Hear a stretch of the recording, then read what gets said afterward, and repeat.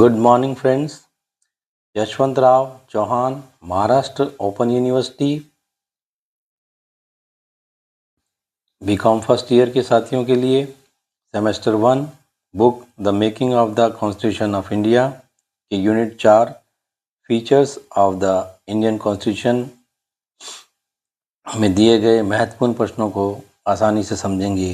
ये पार्ट 5 है। First is write a short note on directive principles of state policy. Part 4 of the Indian Constitution contains the directive principles of state policy, Article 36 to 51, also known as non-justiciable principles. These provisions are directed towards the state, guiding how governance should be conducted and which priorities should shape lawmaking.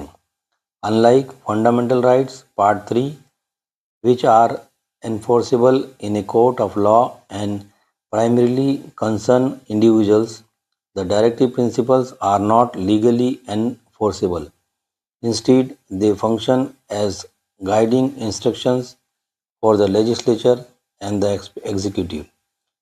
They establish a moral and ethical framework for governance, and though they are not justiciable, they significantly influence policy making and judicial interpretation.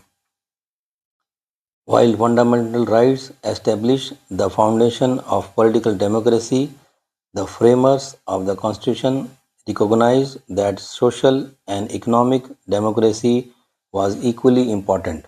Hence, the directive principles incorporate provisions for social, economic rights and define the role of the state in ensuring that such rights are progressively realized.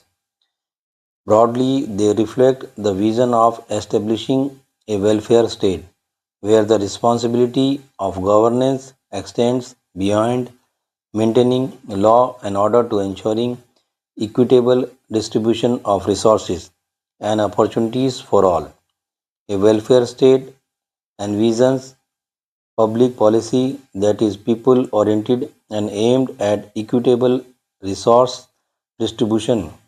It mandates that natural resources like water, forests, and land reach all citizens fairly, and it emphasizes the state's duty to provide food, shelter, healthcare, and quality education. Such a state cannot evade responsibility for the well-being of its people, as it remains directly accountable to them. The directive principles lay down the blueprint for inclusive governance. The idea of incorporating directive principles was inspired by the Irish Constitution of 1937, which itself drew upon earlier provisions in the Spanish Constitution. Dr. B.R. Ambedkar referred to them as an instrument of instructions. Even the Government of India Act 1935 included certain such guidelines for the legislature and the executives, though the framers sought to set moral standards for governance. Granville Austin, a noted constitutional scholar, aptly described this part of the Constitution as the consciousness of the Constitution. The term conscience reflects the ability to distinguish between right and wrong, encompassing both rational and ethical dimensions. Thus, for the spirit of the Constitution to remain intact, the state's conduct must align with these principles. They form the ethical foundation upon which the meaning of all other provisions rest, reminding both citizens and the state of their broader responsibility to uphold justice and fairness. Next is write a short note on fundamental duties.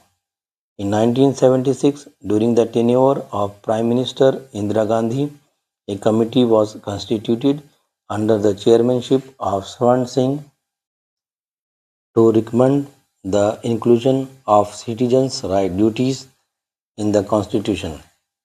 The original Constitution of India did not enumerate any fundamental duties for citizens, and globally too, most major constitutions did not expressly incorporate such duties except in countries like the Soviet Union and Vietnam, where constitutional provisions on duties already existed. Indira Gandhi strongly felt that Indian citizens must be constitutionally bound to perform their civic duties, especially since she believed that widespread agitations had created a sense of disorder and indiscipline in society. Thus, she entrusted Suran Singh and other members, including A.R. Antule and then Law Minister H.R. Gokhale, with this responsibility. The committee recommended that a separate list of duties for citizens be added to the Constitution under a new Part 4. Acting on these recommendations, the 42nd Constitutional Amendment 1976 inserted Article 51A in Part 4A, enumerating 10 fundamental duties. Thank you, friends, for watching.